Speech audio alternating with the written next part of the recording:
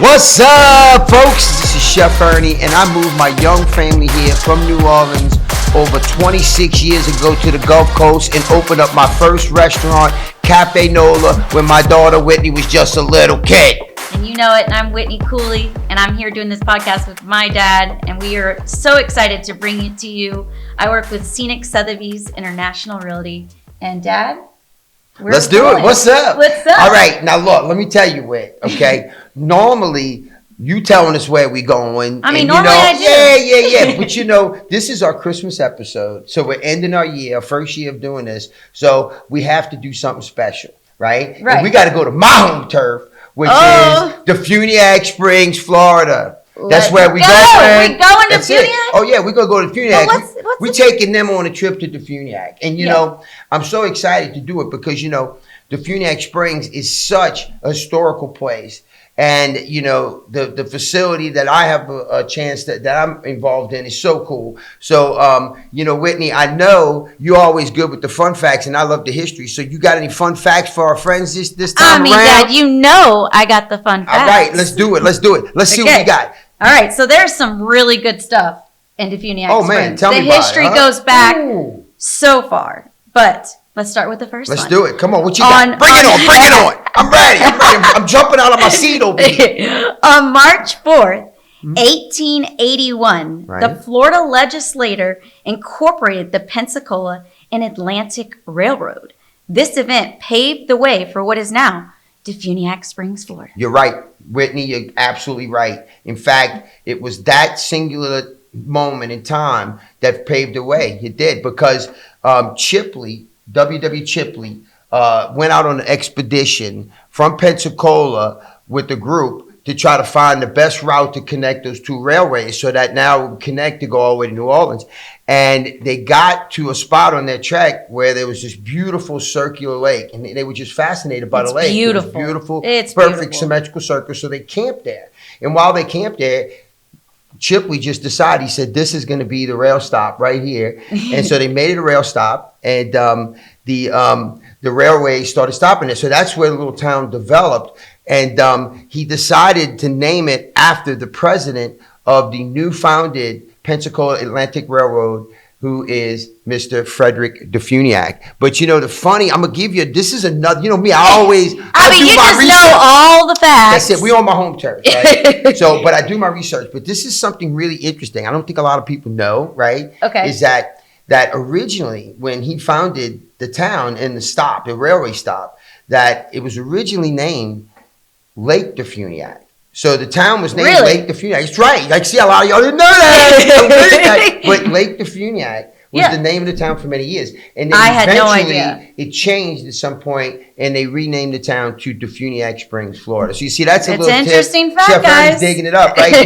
Digging it up. Give me them extra facts. What else you got? Tell me something else I don't know. Well, you know, you already started into my second fact. What's that? But Chipley, T.T. Wright, yes, C.C. Banfield, yes, and J. Van Kirk worked hard in the early years to turn the railroad stop into a town, forming Lake Defuniak Land Company in 1885, and began selling real estate. What?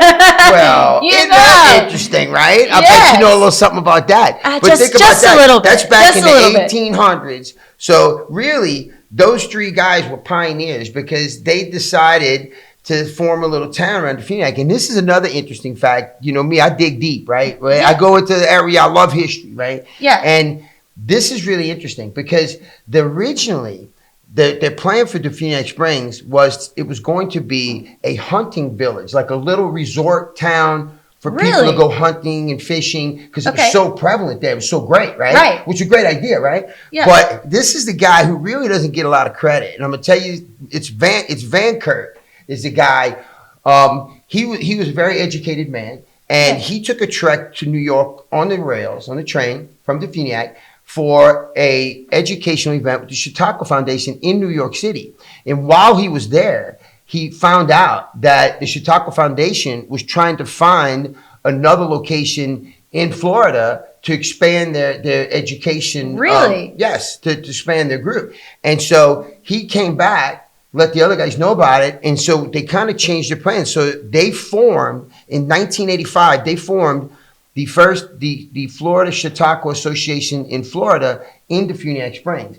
And by doing that, they were so smart that attracted the Chautauqua Foundation to come down because they wanted to expand their educational projects and stuff through the winter season. And so they picked us here because it was such a warm area and it could come. And really, Defuniak Springs at that time became the center of education in the entire state of Florida. The entire state? Absolutely. In fact, not only that, people don't realize that the Florida State University started in Defuniak Springs. No. Yes, it did. It started in Defuniak Springs. And get this, the first college in Defuniak Springs was called the Natural College, and it was funded by the state. It was totally free. What's free these days? That's for teachers. So they formed this university strictly to educate teachers, to educate the South. Wow. And amazing. And then not only that. Huge. There's another interesting fact. Defuniak's full of them, history facts. I mean, there's so much. That the actual Florida Teachers Association was formed and founded in Defuniak Springs. No. In the 1800s. Absolutely. So all of those facts, really Florida's education and why we're so good with our education in Florida started in Defuniak. Let's hear it for Defuniak. Woo! All right. What you got? What else you got? I'm excited. I mean, I got more. Arbor Day was started here in Florida on the shores of the Lake Defuniak, December 17th, 1885, during the Southern Forestry Conference. Is this nuts? I mean, think Arbor about Day. it. Now, I'm going to tell you, when we moved here 26 years ago, I didn't even know where Defuniak Springs, what the heck that was. I mean, nobody. I didn't know what the heck. And then it's like, now it's like, geez, a piece. What else they going to do? This is historical stuff, right? Very much so. Defuniak Springs started Arbor Day in the state of Florida for the nation. And that's crazy. In fact, you know what's neat, Whitney? This is true. What? We'll see them later. That the original trees that were planted for Arbor Day still stand on the Lake Defuniak, and they're absolutely gorgeous. You have to see them. Yeah, it's cool, if you man. have not been down to the lake, you got Arbor to check Day, it out. most people don't know that either. Arbor Day started founded in Defuniak Springs, Florida. Crazy. Okay, I What got else another you one. got? I Let's got keep another going. one. You got more? I got a lot more. There's Man. so much. Y'all in got Defuniak. some time? Hang on. We got some more time. We got some more stuff for you. What you got? The oldest library still operates in the state of Florida is the Walton Library on Circle Drive. Yeah, it's crazy, right? So you hear what you just said, right? Yes. The oldest operating library in the entire state of Florida, operating in the same building, original, just like it was, is on the Circle Lake Drive in Defuniak, the Walton Library. And let me just tell you something, Whitney. If you have not had the opportunity to go there, take your children there, it's like Harry Potter world. It's like stepping back in time. I mean, when you walk in there, the books line all the walls. You go down into the basements through the stairs. In fact, this is something that, I always get stuff. Go on. I know them over there. They eat with me, up there over there. So you got the secret scoop. You got the scoop. But the scoop on this is that people don't realize that there is a collection